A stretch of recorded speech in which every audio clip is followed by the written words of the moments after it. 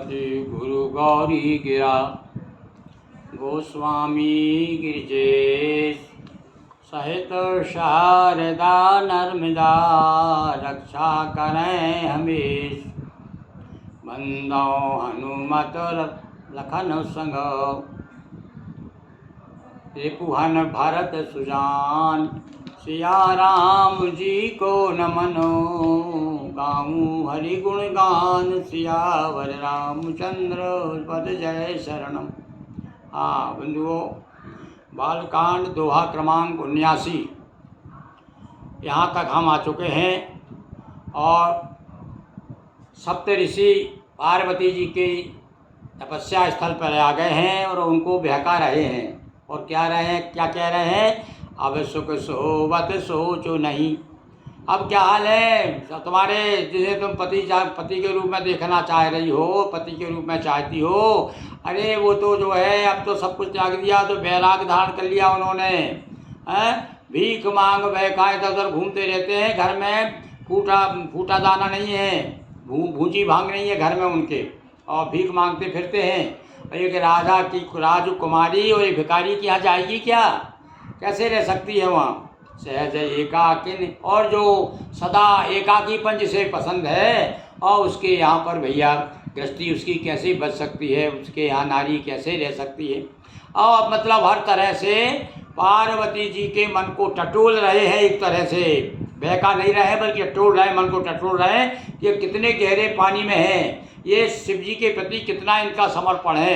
ये देखो परीक्षा प्रेम की ऐसी परीक्षा होती है कि किसी भी तरह से किसी भी प्रलोभन में आदमी नहीं होता। अब देखो आगे प्रलोभन दे गए वो कि देखो भगवान विष्णु में कितने गुण हैं और भगवान शिव में कितने अवगुण हैं, वो तुलना बता रहे हैं। अब तो तुम मान जाओ। अजहु मानव कहा हमारा और हम तुम के बरनी के विचारा। अब देखो जबरन बता रहे हैं भाई, बिना ही पूछे बता रहे हैं। हाँ अब भी मान लो, हमारी बात मान लो, हमने तुम्हारे लिए बहुत अच्छा दूल्हा तैयार सोचा है, अति सुंदर, शुचि, सुखद, सुशीला। क्यों? एक तरफ से तो गुण बताना शुरू कर दिए विष्णु भगवान के कि सुशील है, सुख देने वाले हैं, पवित्र हैं, सुंदर हैं, और साथ साथ में कहा वही वेद जासु जस लीला, जिसके चरित्रों का वर्णन पुराण नहीं, उपनिषद नहीं, आरण्यक नहीं, वेदों तक में जिनकी कथाएं हैं, जिनका वर्णन है, जिनको वेद भी इनकी बड़ी बड़ाई करते हैं, ऐसे भगवान विष्णु दूषण रहित। और दूषण रहित क्यों कहा? क्योंकि अभी मैंने बताया कि शिव तुम्हारे जो भोलेनाथ है, जिसको तुम पति चाह रहे हो, कितने दूषण युक्त है वो, भरे हुए हैं अवगुणों। और ये तो क्या है? सकल गुण राशि, चारों कोई ऐब नहीं है उनमें किसी प्रकार का। और वो श्रीपति भी हैं, लक्ष्मी के पति भी हैं। अब यहाँ तो देखो और कोई होता तो कहते अच्छा एक बेरन वो एक सौत बैठी उनके घर में, श्रीपति कह रहे हो आप, एक सौत घर में बैठी और मुझे भी वहाँ ले जाना चाहते हो, ये कह सकती थी पार्वती। पर यहाँ श्रीपति का दूसरा श्री यानी ऐश्वर्य भी होता है भाई, तो वो तो ऐश्वर्यवान हैं और बैकुंठ के रहने वाले। बैकुंठ जैसा सुख कहाँ मिलेगा? तो तुम अभी जो घूम रही हो यहाँ पर जंगल में, और वहाँ भी जंगल मिलेगा तुमको। अस बर तुम्हें ही मिलाओ बयानू, ऐसे बर को तुमको मिला देंगे हम ला करके।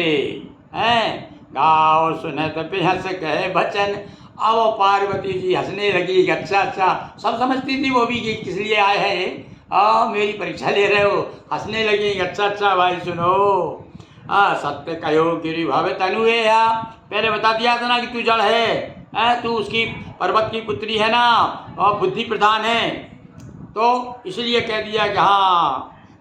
अब देखो वही बात को व्यंग के रूप में कह रही है पार्वती जी। हाँ तुम सच्ची कह रहे हो महाराज कि मैं वो जड़ हूँ, जड़ की पुत्री हूँ, और तो वाकई में जैसे जड़ स्थिर रहता है ना, ऐसे ही मेरी बुद्धि भी स्थिर है, मेरा हट स्थिर है। मैंने जो ठान लिए वो मैं करके रहती हूँ, चाहे शरीर छूट जाए पर मेरा हट नहीं छूटेगा।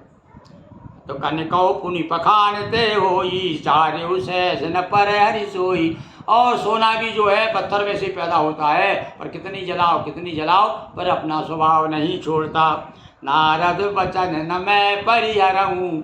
हाँ महाराज, मैंने तो भैया नारद को अपना गुरु मान लिया है, और गुरु के वचन प्रतीत न जेहि। जिसको गुरु के वचन में प्रतीत नहीं होता वो जीवन में हमेशा कष्ट उठाता है। तो मैं तो भैया अपने गुरु जी की बात पे अटक हूँ। बसे भवन उजरे। और तुम बार बार कह रहे हो ना कि वहाँ तुम्हारा घर नहीं बसेगा, तुम्हारी गृहस्थी नहीं बसेगी। अरे चाहे भले उजड़ जाए, हाँ, हम वैसे ही रह लेंगे जैसे भी, सुख में सुखी दुख में दुखी, हर तरह से। तो भैया पहले तो जो है देखो ना, अभी जब राम जी वनवास गए थे तो सीता जी ने क्या कहा था, है कि आप जहाँ रहेंगे मेरे लिए वही अवध निवासी है, वही मेरे सुख है। और जब उन्होंने कहा कि तुम बहुत सुकुमार हो, तब सीता जी ने बड़े अच्छी बात, अच्छा मैं सुकुमार नाथ बन जोगू, और आप सुकुमार नहीं हो, मैं ही सुकुमारी हूँ। तो देखिए अब आप ये पराकाष्ठा बताई है कि पत्नी का पति के प्रति कितना मतलब समर्पण होता है। ये हमारी भारतीय संस्कृति की पराकाष्ठा है। यहाँ वही बात पार्वती जी कह रही है कि चाहे भले ही मेरा शरीर चला जाए, देह चली जाए, पर मेरा जो संकल्प है वो डामाडोल नहीं हो सकता गुरु के। वही जो मैं चौपाई भी आ गई, सपने हो सुगम न सुख सिद्धि। और जो गुरु के बातों पे विश्वास नहीं करता, अब आपने कई बार लोग होते हैं कि बड़े भैया प्रभाव में आकर किसी गुरु बना लिया और फिर बाद में वो गुरु की निंदा करते फिर रहे, तो और ज़्यादा नरक में जाओगे आप। पहले तो इसलिए कहा वही करने गुरु बनाना था तो छान के गुरु करो, पानी पियो छान के, गुरु करो जान के। तो यहाँ कोई कह रहे हैं भैया मेरे तो गुरु है, मेरे गुरु का मुझे विश्वास है। और ये भी कह दिया सब उनसे सप्तऋषियों को बता दिया कि महाराज सुनो, जिसका गुरु पर विश्वास नहीं होता ना, वो ना तो सपने में उनको सुख मिलता ना सिद्धि मिलती, और गुरु की कृपा हो जाती है तो सब सिद्ध हो जाए। गुरु कि गुरु हरि मारे गुरु तार दे। यदि गुरु भगवान नाराज भी हैं और यदि आपका गुरु आपके पक्ष में है तो आपकी जीत हो जाएगी। तो किसी कवि ने कहा है ना कि हरि मारे गुरु तार दे और गुरु ऋष रोकन हार, इस जगत में है नहीं ऐसे गुरु को बलिहार। तो संसार में गुरु को तो बताया है, गुरु ब्रह्मा गुरुर्देवो महेश्वरा गुरु साक्षात परम ब्रह्म। परम ब्रह्म की उपमा इसलिए दी गई है कि भगवान भी रास्ता देखते हैं कि इसका गुरु, यदि कहते ना गुरु पहलवान गुरु बलवान तो चेला पहलवान। तो कह रही है मैं तो अपनी गुरु की बात काटी हूँ। और अब आगे के दोहे में क्या कहती हैं पार्वती जी कि महादेव अब गुण भवन।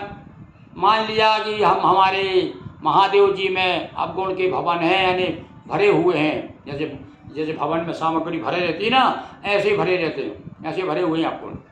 और विष्णु सकल गुण धाम।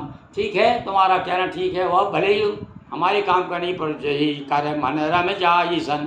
जिसका हमारे भैया गांव में तो हमारे बुंदेली में कहते हैं दिल लगा कधीस है तो पदम नहीं क्या चीज़ है। तो वही है बात, मन की बात है, मन जहाँ रम जाए हमारे लिए वही है श्रेष्ठ है। तो वही कह रही भैया जिसका मन जहाँ रम गया तो वो उसके लिए वही श्रेष्ठ है, वो उसी से काम चलेगा उसका है। इसलिए हे महाराजों, हे सप्तऋषियों, आपको मैं प्रणाम करती हूँ। आप पधारिए, आपकी यहाँ नहीं चलेगी, और चलेगी क्या नहीं चलेगी। मैंने पहले ही तो कह दिया तुमसे, तुम तो व्यर्थ अपने समय नष्ट कर रहे हो। मैंने पहले कह दिया, मुझे मालूम किस लिए तुम आए हो, इसलिए आप कृपा करके है आप पधारिए।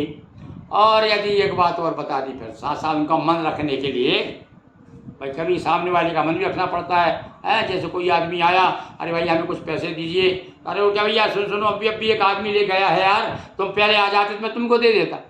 तो ये मन समझाने के लिए, अरे बोले हे मुनिवर हो, अरे सुनो तुम पहले यदि आ जाते भाई तो मुझे जो पहले मिल गया मैंने उसी को ग्रहण कर लिया, उन्हीं की बात मान ली। अब तुम बाद में आए हो, अब मैं तुम्हारी बात को सुनूंगी ही नहीं। तो इस प्रकार से आगे का प्रसंग हम कल बताएंगे। बोलिए सियावर रामचंद्र की जय, पवन से हनुमान की जय, बटुक भैरव देव की जय, हर हर महादेव शंभो।